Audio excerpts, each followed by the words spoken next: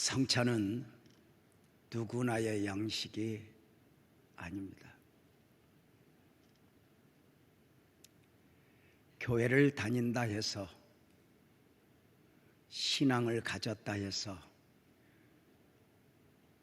누구나 먹을 수 있는 양식이 아닙니다.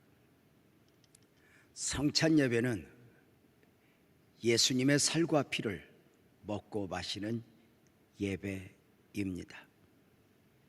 성찬은 구원받은 하나님의 사람들을 향한 명령이니 선택일 수 없습니다. 성찬에 대하여 주님이 주신 말씀이 있습니다. 요한복음 6장 53절이죠. 예수께서 이르시되 내가 진실로 진실로 너희에게 이르노니 인자의 살을 먹지 아니하고 인자의 피를 마시지 아니하면 너희 속에 생명이 없단다 입니다. 주님께서 말씀하신 생명은 보여지는 육적 생명을 말하는 것이 아닙니다. 예수님을 믿고 영접하여 거듭남으로 소유하게 되는 영적 생명을 말하는 것입니다. 주님 말씀이 무엇입니까? 당신이 예수님을 믿고 영접했다면, 당신이 구원받은 영적 생명을 소유한 자라면 마땅히 성찬을 먹고 마셔야 한다는 것입니다. 만약에 성찬을 당신이 거부한다면 성찬에 대하여 어떤 명분이 있어도 성경은 단호하니 너희 속에 구원받은 생명이 없기 때문이라 이렇게 말씀하고 있는 것입니다.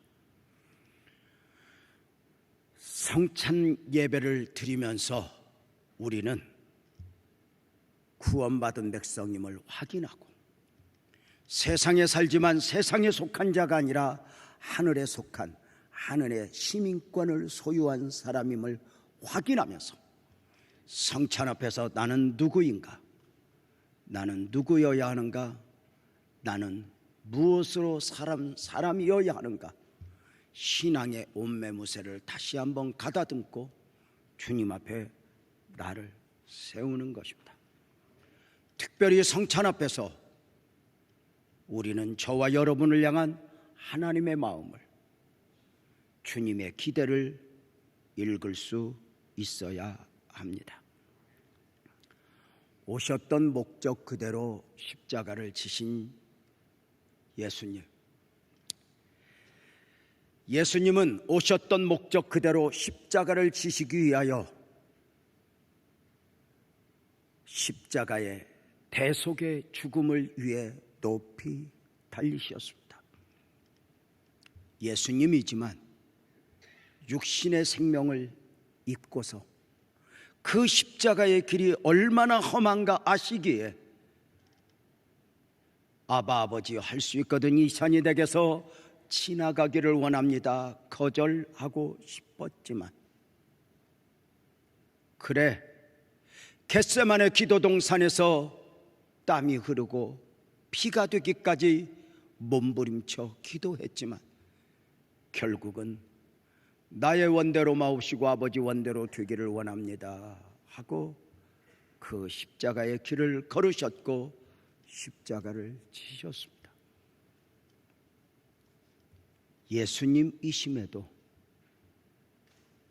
자신을 부인하지 않고는, 자신을 내려놓지 않고는 그 십자가의 길을 걸을 수도 십자가를 질 수도 없었습니다. 십자가의 길은 처음부터 끝까지 세상이 이해할 수 없는 길입니다. 그래서 그 길을 걸으며 때로는 눈물 없이 못 가는 길, 피 없이 못 가는 길, 영문 밖의 길이구나 고백하며 그 길을 걷는 것입니다. 예수님 십자가의 죽으심에 대하여 이사야 선지자는 이사야 53장에 그렇게 예언의 말씀을 주셨죠. 그는 실로 우리의 질고를 지고 우리의 슬픔을 당하였거늘 우리는 생각하기를 그는 징벌을 받아 하나님에게 맞으며 고난을 당한다 하였노라. 우리의 오해이죠. 5절 말씀 함께 읽겠습니다. 시작. 그가 찔림은 우리의 허물 때문이요 그가 상함은 우리의 죄악 때문이라. 그가 징계를 받음으로 우리는 평화를 누리고 그가 채찍에 맞음으로 우리는 나음을 입었도다. 그가 찔림은 우리의 허물 때문이요 나를 위해 오신 주님 나의 죄를 위하여서. 그러나 세상은 주님을 환영하지 않았습니다. 내가 원하는 예수가 아니었기 때문입니다. 내 욕구, 내 만족을 채워주는 예수가 아니었기 때문입니다.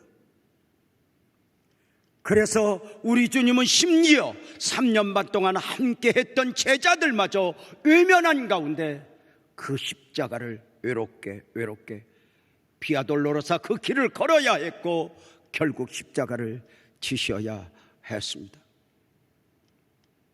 제자들이 내가 원하는 예수로 착각하고 있을 때 했던 고백들이 있습니다. 특별히 마태복음 26장 33절부터 베드로의 고백을 대표적으로 보면 모두가 주를 버려도 나는 버리지 않을 것입니다. 주와 함께라면 옥에도 죽는데도 가겠습니다. 언제 이런 고백을 했죠? 내가 원하는 예수라고 생각했을 때 말입니다. 사실 기독교 복음은 사람의 만족을 채워주는 것이 아닙니다. 사람이 원하는 것을 채워주는 것이 아닙니다. 주님이 주시고자 하는 것을 주시는 것입니다. 그래서 세상은 예수님을 거부합니다. 그 예수님을 십자가에 못 박는 것입니다. 모두가 떠나버렸습니다. 제자들도 숨었습니다. 그런데 그 처절한 십자가의 현장에 소수의 사람들이 핏방울을 맞으며 주님의 말씀을 기다리고 있습니다. 그들이 누구입니까? 마태복음 27장 56절 말씀에 보면 그 중에는 막달라 마리아와 또 야고보와 요셉의 어머니 마리아와 또 세베대의 아들들의 어머니도 있더라. 예수의 어머니 마리아를 비롯하여 4명의 여인과 그리고 요한이 예수님 십자가 아래서 예수님 핏방울을 맞으며 주의 말씀을 기다리고 있습니다. 저들은 목숨을 걸고 여기까지 왔습니다.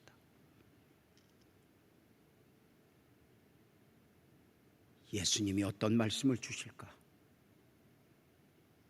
그 핏방울이 떨어지는 곳에서 세미하게 들려오는 주의 음성 듣기를 원하는 저들에게 주님은 7마디의 말씀을 주셨으니 이 7마디의 말씀이 신학적으로 가상칠언 이렇게 명합니다. 가상칠언 중에 3번째 말씀 가상삼언의 말씀이 바로 오늘 본문 요한복음 19장 26절 27절 말씀입니다. 한 목소리로 읽겠습니다. 시작. 예수께서 자기의 어머니와 사랑하시는 제자가 곁에 있는 것을 보시고 자기 어머니께 말씀하시되 여자여 보소서 아들이니이다 하시고 또 그 제자에게 이르시되 보라 내 어머니라 하신대 그때부터 그 제자가 자기 집에 오시니라. 가상 3원의 말씀입니다. 정리가 되셨습니까? 가상 3원의 말씀만 따로 묶어서 다시 한번 보여드리겠습니다. 어머니에게 말씀하십니다. 여자여 보소서, 아들입니다. 요한에게 말씀하십니다. 보라, 너의 어머니라. 무엇이 읽어지고 무엇이 보여집니까? 예수님의 부탁입니다. 하나님 말씀은 특징이 있습니다. 예수 안에 예수가 있는 것처럼 믿음이 아니어도, 은혜가 아니어도 볼 수 있는 그 예수 안에, 예수님에게서 믿음이 아니면, 은혜가 아니면 볼 수 없는 그 예수 안에 예수가 담겨 있다. 말씀도 누구나 볼 수 있고 누구나 깨달아 알 수 있는 말씀 안에 진리가 담겨 있습니다. 목사의 사역은 설교자로 살아가면서 누구나 보고 누구나 읽을 수 있는 말씀 속에서 말씀 안에 말씀, 말씀 안에 담겨 있는 진리, 그 말씀을 깊이 묵상하였다가 마치 성도들과 이 영적 양식을 나누는 것은 큰 기쁨이고 감격입니다. 가상 3원의 말씀에도 말씀 안에 말씀이 있습니다.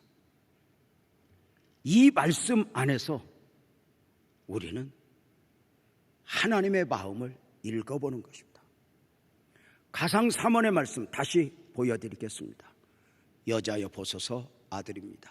보라, 내 어머니라. 여자여 보소서 하신 이 예수님의 말씀은 어머니 마리아에게 요한을 부탁하시는 바입니다. 요한을 향하여 보라, 내 어머니라 하시면은 제자 요한에게 노년으로 이제 자신이 없이 홀로 살아내셔야 될 어머니를 부탁하시는 내용입니다. 십자가에서의 부탁입니다. 그 부탁을 받고 있는 제자 요한은 예수님 핏방울이 떨어지는 그곳에서 부탁을 받고 있습니다. 그런데 아십니까? 요한이 입었던 은혜가 저와 여러분이 입은 은혜라고 말입니다. 여러분은 이해는 안 되지만, 형편은 안 되지만 예수님의 부탁을 받아보신 적이 있으십니까? 하나님은 노아에게 구원의 방주를 예비하라 사명을 맡기셨습니다. 하나님은 다윗에게 말도 안 되는 사울을 붙여 왕 중에 왕이 되어가게 하셨습니다. 하나님은 솔로몬에게 성전 건축의 사명을 맡기셨습니다. 에스더에게 죽으면 죽으리라 민족 구원의 사명을 맡기셨습니다. 이렇게 대단한 것 말고 오늘도 하나님께서 저와 여러분에게 하신 부탁이 있다면 무엇이 있습니까? 우리의 삶에서도 마찬가지입니다. 34년 전에 하나님께서 저를 안산에 보내셨습니다. 십자가도 없이 간판도 없이 지하실에서 몸부림치는 목회는 쉽지 않았습니다. 그런데요, 34년 돌아보면 그 지하실에서 목회할 때 하나님이 한 사람 한 사람 성도를 붙여주실 때 보면, 조금 속된 표현으로 할 테니 이해해 주시기 바랍니다. 성찬 예배라 울리지는 않지만 하여튼 지하실에서 성도 맞을 때 보면 멀쩡한 것은 거의 없다는 거예요. 제가 그렇게 표현해요. 꼭 어쩌면 그렇게 지하실 같은 사람들만 오냐고. 업어서 모시고 내려와야 돼. 업어다 데려다 줘야 돼. 가난하고 찌들고 병든 사람. 5주 가면 제가 하나님 앞에 이렇게 기도했어요. 하나님, 멀쩡한 것 좀 보내주세요. 나도 사람 같은 것 앞에서 설교해보고 싶습니다 할 정도로 약하고 약한 사람을 그 중에 한 사람, 드디어 우리 교회에도 기도를 들어주셨는지 멀쩡한 사람이 왔습니다. 오자마자 저를 섬겨주는데, 목사님이 왜 교회를 청소하냐고. 성도들이 있는데 교회 청소를 다 하는 거예요. 목사님이 무슨 새벽기도 차량을 운행하냐고. 성도가 있는데 다 하는 거예요. 안 놀래? 아니, 드디어 사람 같은 사람을 만났다니까. 교회 커튼을 걷어다 빨고 꽃꽂이를 하고 섬기는데 감동. 얼마나 좋은지. 세상에 우리 교회에도 이런 귀한 집사님이 오셨구나 감사하며 한 달, 2달 있는데 어떤 목사님에게 전화가 왔어요. 유 목사님, 아유 어르신 목사님 웬일이세요? 그랬더니 유 목사님 잘 있지? 교회 평안하지? 좋지? 그 집사님이 생각나니까 그럼요, 너무 좋죠. 그래 유 목사 잘할 거야. 내가 유 목사 믿어. 그런데 아무개 집사가 유 목사 빛나교회에 왔다며? 네, 어떻게 하셨죠요? 잘하지? 네, 너무너무 잘해요. 그런데 내가 걱정돼서 유 목사에게 전화 걸어서 무슨 말씀인데요? 아니, 그 집사가 사실은 교회 등록하면 처음에는 너무너무 잘해. 꽃꽂이도 오고 커튼도 빨고 청소도 오고 운전도 오고 다 하는 거야. 이러더니 이렇게 말하는 거야. 근데 6개월에서 1년 정도 가면 교인들한테 돈을 빌리기 시작하고, 그 집사가 거쳐온 교회가 몇 교회가 힘들어져서, 근데 착한 유목사 교회에 그 집사가 갔다는 걸 듣고 저거 유목사 상처받으면 어떡하나 싶어서 전화했다는 거야. 목사님 나 좀 만나요. 미리 얘기해줘서 고마워요. 그래서 식사 대접하고 용돈도 드리고 감사함으로 보낸 후에 하나님이 교회를 지키기 위해서 저 목사님 연락을 받게 하셨구나. 감사한 마음으로 교회 갔더니 꽃꽂이를 하고 있어. 근데 안 이쁜 거야. 저게 언제 돈 빌려달라고 할까? 청소를 해도 안 이쁜 거야. 저 언제 문제를 일으킬까? 안 이쁜 거야. 아니, 그게 한 번 생각도 마음도 오염되면 이걸 씻어내기가 쉽지 않잖아. 안 이쁜 거야. 그렇게 고마움도 없어졌어. 언제 부르키니? 그러다가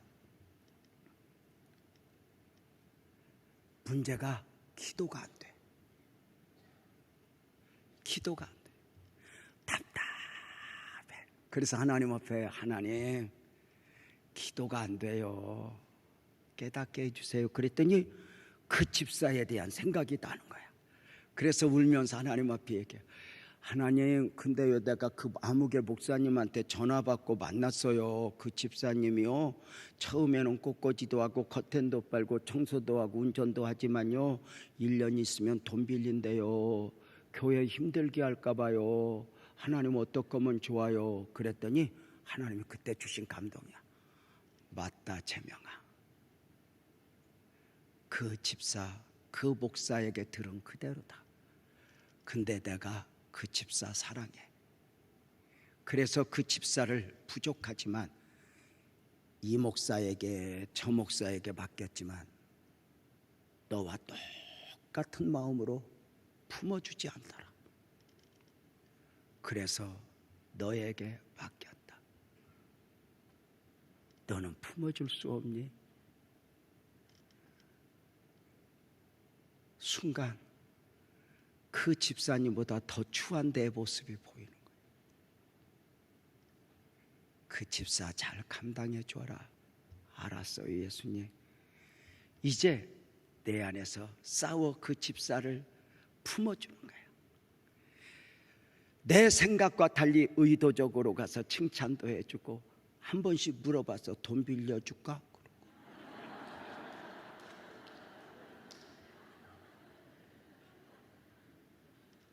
돈 안 줘도 된대. 함께 하는 동안 어느 순간 그 집사가 변화되고, 지금도 우리 교회 권사야.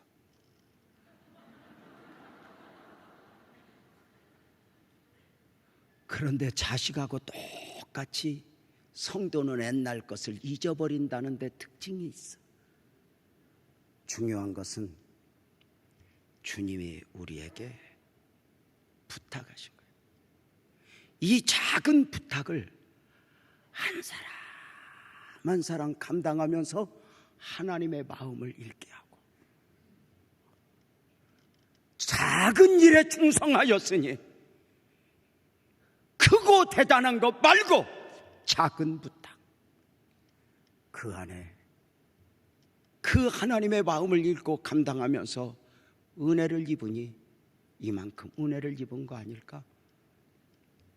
어제 장로님 몇 분과 함께 식사하면서 어느 순간 제 개인적으로 얼마나 큰 은혜를 입었는가 말씀을 드렸어요.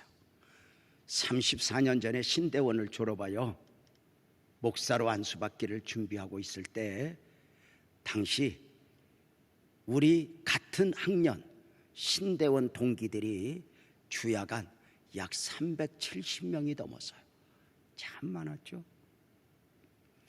그들 모두가 함께 졸업하고 저와 같이 개척을 하기도 하고 후임으로 가기도 하고 공부 더 해야 돼 미국으로 독일로 가기도 했습니다. 그리고 긴 시간 저들 가운데 가장 부족한 것이 저였지만 34년 지나고 지금 사역의 범위를 보노라면 370명 넘는 신대원생들 중에 지금 숫자가 전부는 아니지만 사실 100명 넘는 교회 섬기는 목사님이 거의 없어요. 어쩌면 우리가 졸업할 때 한국교회 부흥의 끝자락에 있었다는 이야기죠. 그렇다면 하나님께서 빛나교회를 이만큼 성장시켰으면 우리만의 힘일까? 어쩌면 이 안에 하나님의 의도가 담겨 있는 것은 아닐까? 아시지요? 우리 교회가 이만큼 성장한 것은 우리만의 힘이 아닙니다. 이 안에는 많은 시골교회 목사님들의 눈물이 담겨 있습니다. 시골교회에서 한 학생, 한 성도, 한 어린이 키워서 도시로 보내주지 않았다면 도시교회가 이만큼 성장할 수 있을까? 아니요. 그래서 교회 성장은 자랑이 아닙니다. 빚입니다. 나중에 하늘나라 가면 재명아, 너는 너네 교회 얼마나 키우다 왔어? 이렇게 묻지 않을 것입니다. 내가 너에게 남보다 큰 교회에 많은 돈, 많은 사람 맡겼는데 너 어떻게 사용하다 왔니? 달란트 비유입니다. 여러분은 어떤 부탁을 받아보셨습니까? 어쩌면 여러분의 삶의 현실이 예수님의 부탁일 수 있어요. 잘 살아다오, 믿음으로 이겨내다오. 어쩌면 고난도, 어쩌면 가난도 예수님의 부탁일 수 있어요. 오늘 2부 예배 바치고 가면서 한 집사님이 제 손을 꼭 잡고 눈물이 그렁그렁하면서 이렇게 이야기하고 갔어요. 목사님, 우리 남편이 예수님의 부탁이라는 사실을 오늘에야 알았어요. 제가 잘 감당할게요 하고 갔습니다. 더 좋은 형편 원하는 것, 더 좋은 사람 원하는 것 우리 모두의 소망입니다. 그러나 세상이 내 마음대로 되지 않습니다. 여러분은 어떤 부탁을 받아보셨습니까? 삶에서, 교회 안에서. 자, 어머니를 부탁받은 요한의 마음은 어떠했을까? 요한복음 19장 27절을 다시 보면 그 제자에게 이르시되 보라 내 어머니라 하신데 그때부터 그 제자가 자기 집에 모셨다입니다. 전승에 의하면 요한은 예수님께 부탁받은 어머니를 30년 이상 모셨다 합니다. 평안 가운데 더 좋은 환경에서가 아닙니다. 거대한 핍박의 시대에 예배를 드려 들키면 강제로 이주를 해야 하고 도망을 해야 하고 토굴에서 살던 시대, 어느 한 곳에서가 아니라 이곳에 숨어 저곳에 숨어 나 혼자 나 가족도 감당하기 힘든데 예수님께 부탁받은 그 어머니를 모시고 30년 이상 처절한 삶을 살아내야 했다면 갈등은 없었을까? 그만 모실까?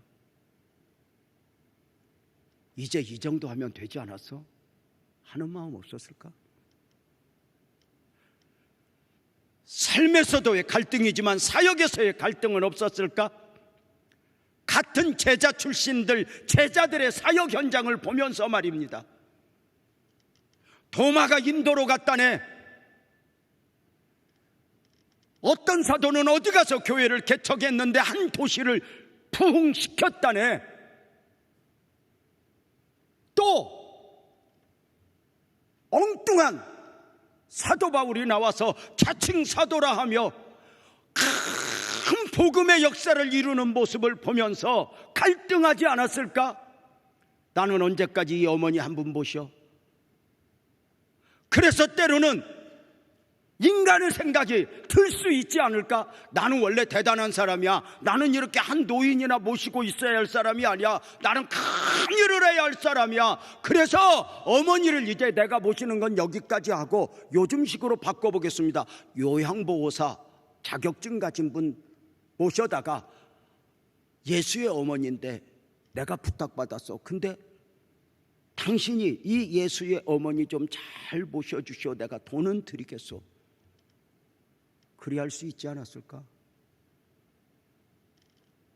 그런데 그 갈등들을 이겨내며 예수님의 부탁을 누구한테 양도하지 않고 끝까지 인내함으로 사역을 감당합니다. 놀라운 것은 그 어머니 마리아를 모시는 가운데 어머니의 거룩성, 경건성, 그 영성을 보면서 요한이 요한되어 갔고, 요한의 결국은 얼마나 대단했냐? 결국은 요한복음이 요한에 의해서, 요한 1, 2, 3, 4가 요한에 의해서, 요한계시록까지 요한에 의해서 기록되었으니 우선 작은 부탁이 아니었다는 것.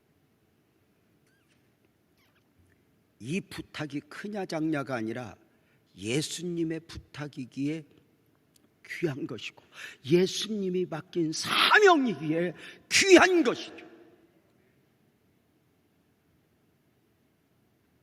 세상이 큰 것은 다 크고 세상이 작은 것은 작지만 천국 원리가 좋은 것은 세상이 큰 것도 작은 것일 수 있고 세상에 작은 것이 큰 것일 수 있어. 교회 공동체 안에서도 작은 섬김들이 소중한 이유가 아닐까? 지나고 보니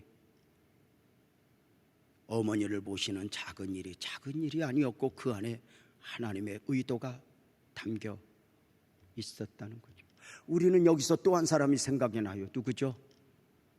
바울 옆에서 바울을 섬겨주었던 누가 말입니다. 기독교 역사 가운데 바울만큼 위대한 역사를 일으킨 사도가 또 있을까? 없을 정도죠. 대단했죠. 40에 하나 감암매 5번 맞으며 3번 대장으로 맞으며 죽었다고 수없이 내던져진 가운데 복음 안에서 위대한 역사를 감당했죠. 바울이 얼마나 대단했어요. 그의 선포 앞에 기적이 일어났고 그의 손수건만 가져다가 올려도 병든 자가 치료되었으니 말입니다. 그에게 온갖 은사가 나타났지만 어쩌면 안타까움은 바울에게는 그 하나님의 역사가 나타나지 않은 거예요. 바울의 몸은 한없이 연약하니 날마다 고통 가운데 그 고통이 사단의 가시라 표현되어졌죠. 바울은 내가 이 고통이 없으면 내가 얼마나 더 큰 사역을 감당할 텐데 하는 마음으로 기도합니다. 3번을 아버지여 이 가시를 제하여 주옵소서. 이때 들려온 주의 음성은 하나입니다. 네 은혜가 내게 족하다. 가시가 은혜라는 겁니다. 왜일까? 그 가시가 바울을 바울되게 합니다. 끝까지 겸손하게. 놀라운 하나님의 은혜는 바울의 질병을 치료해 주진 않지만 바울에게 의사 누가를 붙여줍니다. 의사로서 제자가 된 누가는 바울을 잘 섬겨줍니다. 바울이 나이 많아 늙어 죽기까지. 이 누가에게는 갈등이 없었을까? 어떻게 생각하세요? 도마의 사역을 들을 때, 누군가의 사역을 들을 때, 디모데가 개척 나갔을 때, 바울과 실라가 개척 나갔을 때 나도 가고 싶은 마음이 없었을까? 그런데 바울 곁에서 떠날 수가 없는 거예요. 같은 목사여도 마음껏 사역하고 싶잖아. 그래 어쩌면 누가도 금식했을 거야. 바울 사도에게 말씀드리고 나도 이제 주도적 사역을 해야겠다. 그래서 한 주간 금식을 하고 이제 바울에게 가서 말씀드려야지. 한 주간 금식하고 바울에게 이야기하려고 방문을 열었더니 바울이 열이 올라서 다 죽어가. 말도 못하고 바울님 왜 그러세요? 그를 며칠간 살피다 보니 가야 한다는 마음은 또 없어지고, 그렇게 오랜 날 동안 바울 곁에서 보조 사역을 감당하는데 작은 것이 아니면 그 누가를 통해서 사도행전이 기록되니 바울 곁에 오래 있었던 누가가 아니면 누가 사도행전을 기록했겠어요? 누가복음을 기록했으니 작은 것이 아니죠. 여기서 우리가 알 수 있는 것은 무엇일까요? 예수님이 요한에게 부탁한 마리아는 마리아를 위하여 요한에게 부탁한 것이 아니라 요한을 위한 것이었다는 거죠. 요한에게 어머니를 부탁했다. 아시죠? 예수님은 하나님입니다. 전능자입니다. 방법이 없어서 요한에게 부탁하셨을까? 아니요.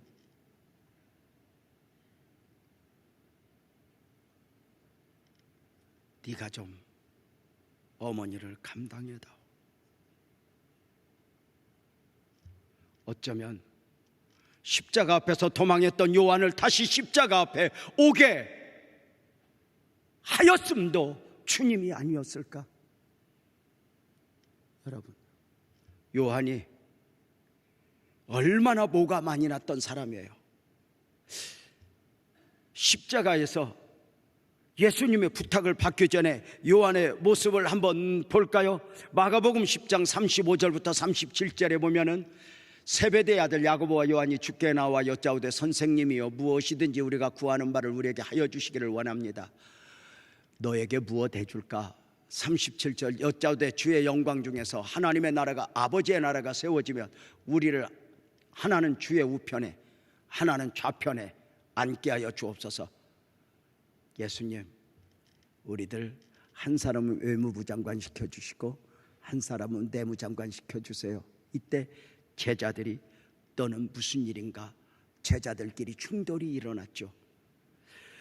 마가복음 3장 17절에 보면 저들의 성품이 나와요. 세베대의 아들 야고보와 야고보의 형제 요한이니 이 둘에게는 보아너게 곧 우레의 아들이라는 이름을 더하였으며, 우레의 아들, 고함 잘 지르고 소가지 내고, 우리로 말하면 기차 화통 삶아 먹은 사람. 꼭 생각이 안 나면 여러분 남편 비슷하다 그러면 거의 알 거예요.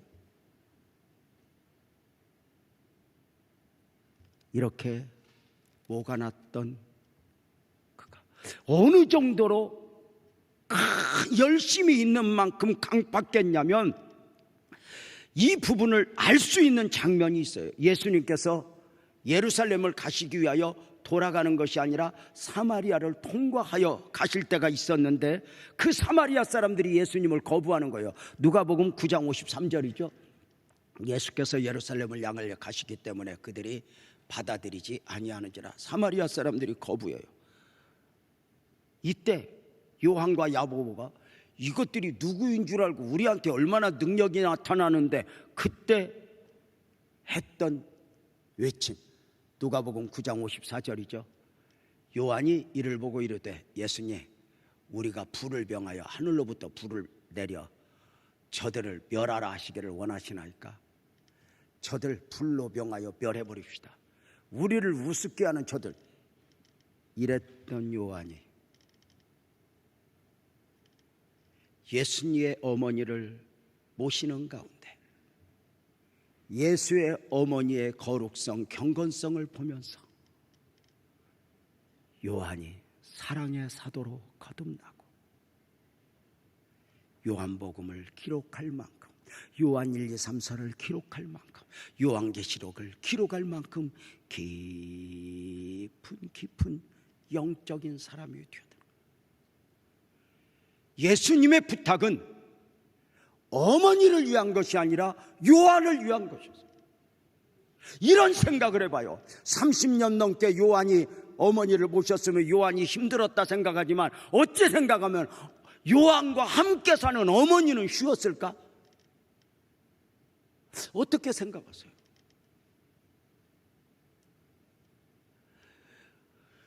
그저 이리 가라 하지 저리 가라 하지, 또 요한 성품을 볼 때 우리가 한 번쯤 성질냈을 것 같지 않아? 그런데 어쩌면 어머니 아들입니다 하는 마음을 어머니는 읽었으니, 어쩌면 그 대면에 이런 마음 할까? 어머니, 요한 좀 맡아주세요. 저놈은 누구에게 붙여도 사람될 놈이 아니에요. 근데 내가 저를 통하여 이루고자 하는 일이 있는데 그 일을 이룰 수 있도록 어머니가 좀 저 아들 맡아주세요. 오히려 이렇게 부탁한 것 아닐까? 어떻게 생각하세요? 요한은 그 어머니를 모시면서 달라져요. 거듭나요. 여러분 아세요? 예수님의 부탁은 하늘나라를 위해서, 예수님을 위해서가 아니라 나를 위해서라는 거예요. 다윗에게 사울을 붙임도, 노아에게 방주를 사명을 맡김도 나를 위해. 이것이 절대 원리. 내가 누구 때문에 이 생에 무엇 때문에 힘들어하다가 십자가 핏방울 맞아 예수님의 마음을 읽어보면 나를 위해 하나님 앞에 외요가 아니라 나를 위해 나의 원대로 마오시고 아버지 원대로 되기를. 이것이 주님의 마음. 우리가 뭐 특별해서 누구보다 누리고 특별해서 목사합니까? 저도 한때는 목사가 너무 부담스러워서 철없었죠. 장로가 쉬운 줄 알고, 하나님 나 장로 할게요, 은혜가 되면 안수집사 할게요, 권사 할게요, 이렇게 기도했는데 목사가 되어서 목회사역을 감당하다가 어느 날 하나님이 묻는 것 같아. 재명아, 내가 너 왜 목사 시킨 줄 아냐? 너 장로 안수집사 하고 싶다고 그랬는데. 그래서 내가 그래서 착하잖아요. 여러분 내가 착해 보이지 않아? 착하잖아요. 그랬더니 그때 하나님이 주신 감동이야. 내가 너 원하는 대로 장로시키고 목사시켰으면 술 퍼먹고 말썽 부리는 장로가 너다. 너 장로 어깨에 힘주고 교회 힘들게 하고 목사 태클 걸고 그 짓 하다가 꼭 지옥 갈 놈이어서 내가 너 보고 큰 기대는 않고 천국 백성 만들라고 내가 너 목사시킨 거다. 네가 목사나 하니까 이만큼 믿음 있는 저거지. 네가 목사나 되니까 이만큼 들여진 것 같이 살지 하는 순간 내가 보이는 거야.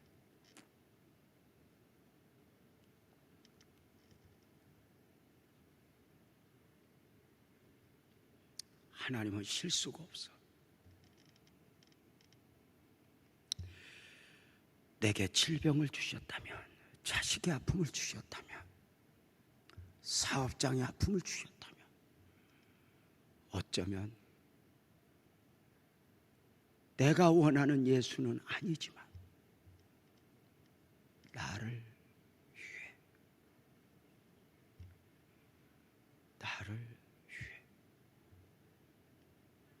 그 주님이 먼저 십자가를 지시고 십자가의 핏방울이 떨어지는 곳에 있는 요한을 향하여 어머니를 부탁하셨지만 요한을 위하여, 그리고 그 은혜를 입은 우리 또한 오늘 우리에게 주시는 하나님의 마음은 무엇일까?